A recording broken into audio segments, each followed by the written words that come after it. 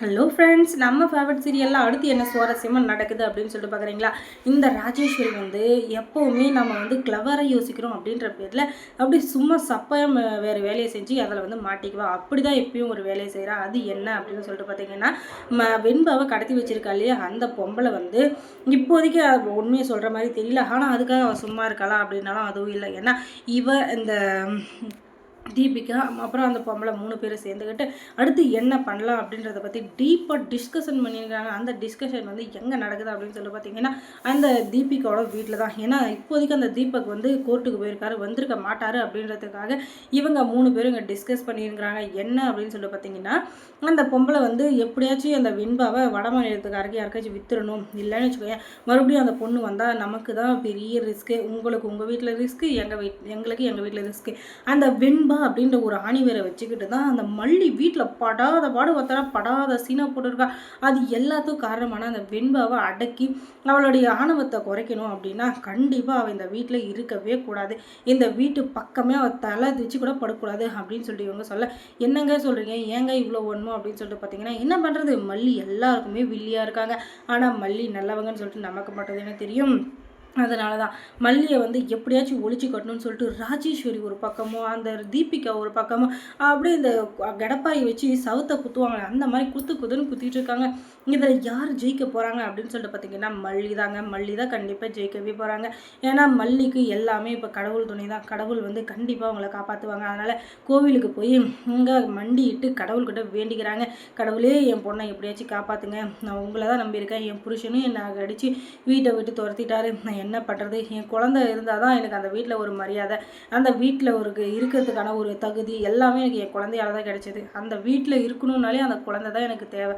அந்த குழந்தை இல்லைன்னா அந்த வீட்டில் எனக்கு எதுவுமே இல்லை. என் புருஷன் கூட நான் புரிஞ்சிக்கவே இல்லை. அப்படிப்பட்ட நேரத்தில் என் குழந்தை தான் என் அம்மா அப்படின்னு ஒரு வார்த்தை கூப்பிட்டுச்சுன்னா அது என் உலகமே, என்னுடைய சரித்திரமே அதில் தான் அடங்கியிருக்கு அப்படின்னு சொல்லிட்டு கண்ணீர் விட்டு கதறி அழுகிறாங்க. ஆனால் கடவுளுக்கு அது கேட்குதா அப்படின்னு சொல்லிட்டு பார்த்தீங்கன்னா, கண்டிப்பாக கேட்குதாங்க போகுது. ஆனால் இப்போ இல்லைங்க, அவங்களுக்கும் ஒரு நேரம் வரும். அந்த ரவுடி பசங்க இப்போ வெண்பாவை கடத்தி வச்சுருக்காங்கன்னு சொல்லிட்டு இந்த தீபிகா நினச்சிட்டு இருக்காங்க. ஆனால் அது உண்மை இல்லை. எல்லாத்தையும் தாண்டி அந்த பொம்பளை கிட்ட தான் இருக்குது. அந்த பொம்பளை யார் அப்படின்னு சொல்லிட்டு பார்த்தீங்கன்னா, ராஜேஸ்வரி அமைச்சாள். அந்த பொம்பளை இருந்துக்கிட்டு அந்த வெண்பாக்கு பச்சை தண்ணி கூட கொடுக்காம அந்த குழந்தைய அலக்கழிச்சிட்டு இருக்கா. அதுவும் இல்லாமல் உங்கள் அம்மா அங்கே இருக்காங்க இங்கே இருக்காங்கன்னு சொல்லிட்டு அலக்காட்டிகிட்டு இருக்கா. இதோ வந்துட்டுருக்காங்கன்னு சொல்கிறாலே தவிர மல்லியை கண்ணிலே காட்டல. எனக்கு தண்ணி தாகுது, தண்ணி கொடுங்கன்னு கேட்டால் கூட கொஞ்சம் நேரம் இருமா அவன் அம்மா வந்துட்டோம் அப்படின்னு சொல்லிட்டு ஆக மொத்தத்தில் அந்த குழந்தை அப்படியே பேசி டயர்ட் ஆகணுமே தவிர அந்த குழந்தை கண்ணில் எதையும் காட்டக்கூடாது அப்படின்றதுல மட்டும் உறுதியாக இருக்குது அந்த பொம்பளை. என்னம்மா இது பொம்பளையா, இது பொம்பளை மாதிரியே நடந்துக்குது, ஒருவேளை அவள் பெற்ற குழந்தையா இருந்தால் அந்த குழந்தைக்கு பச்சை தண்ணி கூட கொடுக்காம இப்படியே அலக்கழிப்பா அப்படின்னு சொல்லிட்டு பார்க்குற நமக்கே பரிதாபமாக இருக்குது. ஆனால் என்ன பண்ணுறது, அந்த பொம்பளைக்கு அந்த பரிதாபம் வரலையே. சரி, அவளுக்கு வந்தால் என்ன வரலைன்னா என்ன அப்படின்னு சொல்லிட்டு பார்த்தா, என்ன பண்ணாலும் சரிங்க, இவங்க பண்ணுறது மட்டும் தான் சரின்ற மாதிரி தான் இவங்க ஆடிட்டுருக்காங்க. ஏன்னா தீபிகாவுக்கு அந்த திமுறை மட்டும் என்றைக்குமே அடங்கவே போகிறதில்ல. இப்போ தீபக் வீட்டுக்கு வராரு சோகமாக. இதுக்கப்புறம் என்ன தீபக், அந்த வெண்பா கிடச்சிட்டாளா அப்படின்னு சொல்லி கேட்க, உனக்கு எல்லா விஷயமும் தெரியும், அந்த குழந்தைய கடத்தி வச்சிருக்கதே நீ தான் அப்படின்னு சொல்லிட்டு எனக்கு நல்லாவே தெரியும். ஆனால் அந்த குழந்தை எங்கே இருக்குது அப்படின்னு சொல்லிட்டு நான் உங்கள்கிட்ட கேட்க மாட்டேம்மா, உங்கள்கிட்ட கேட்கவே மாட்டேன். அந்த குழந்தைய எப்படி கண்டுபிடிக்கணும், எப்படி அவள் அம்மா அப்பா கிட்ட கொண்டு போய் சேர்க்கணும், அந்த குழந்தைய எப்படி காப்பாற்றணும்னு சொல்லிட்டு எனக்கு நல்லாவே தெரியும். ஆனால் உங்ககிட்ட கேட்பேன், உங்கள் காலில் விழுந்து கெஞ்சுவன் மட்டும் கனவுல கூட காணாதம்மா, கனவுல கூட காணாத. ஏன்னா அந்த குழந்தை எவ்வளோ முக்கியம் அப்படின்றது உனக்கும் தெரியும் எனக்கும் தெரியும். அந்த குழந்தைய வச்சு நீ கேம் விளையாடிட்டு இருக்க. அதே உன் பொண்ணை யாராச்சும் கடத்தி வச்சிருந்து உன்னை இந்த மாதிரி பிளாக்மெயில் பண்ணாலோ இல்லை அந்த குழந்தைக்காக உன்னை டார்ச்சர் பண்ணாலோ அப்போ உனக்கு அந்த வருத்தம் தெரியும். ஆனால் உனக்கு போலீஸ்ன்ற அதிகாரம், போலீஸ்ன்ற திமிரு இருக்கு இல்லையா, அதனால் உனக்கு அதை பற்றி எதுவும் தெரியாது.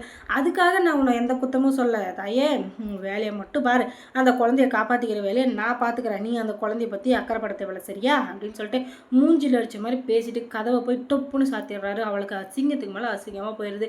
இப்படி நம்மளை அசிங்கப்படுத்திடுறாரு அப்படின்னு சொல்லிட்டு வேறு என்ன பண்ணுறது, இந்த மாதிரி கேடுகட்ட வேலையை பண்ணிகிட்டு இருந்தால் அவர் கோவப்படாமல் தூக்கி மடியில் வச்சு கொஞ்சுவார். கொஞ்சமாச்சும் கருணை வேணாவாங்க, ஒரு பச்சை குழந்தை இவ்வளோ கஷ்டப்படுத்துறாங்களேன்னு சொல்லிட்டு இவன் ஆரம்பித்து வச்சதுனால தான் அந்த ராஜேஸ்வரி கிட்ட போய் அந்த குழந்தை மாட்டிக்கிச்சு. இவன் ஒழுங்காக இருந்தா அந்த குழந்தைங்க அப்படிப்பா ஆக போகுது. அதனால் இவ்வளோ தான் துரத்தி செருப்பால் அடிக்கணும்.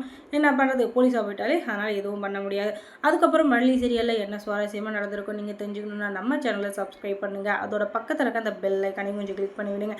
தொடர்ந்து இந்த சேனலுக்கு சப்போர்ட் கொடுங்க. தேங்க்ஸ் ஃபார் வாட்சிங்.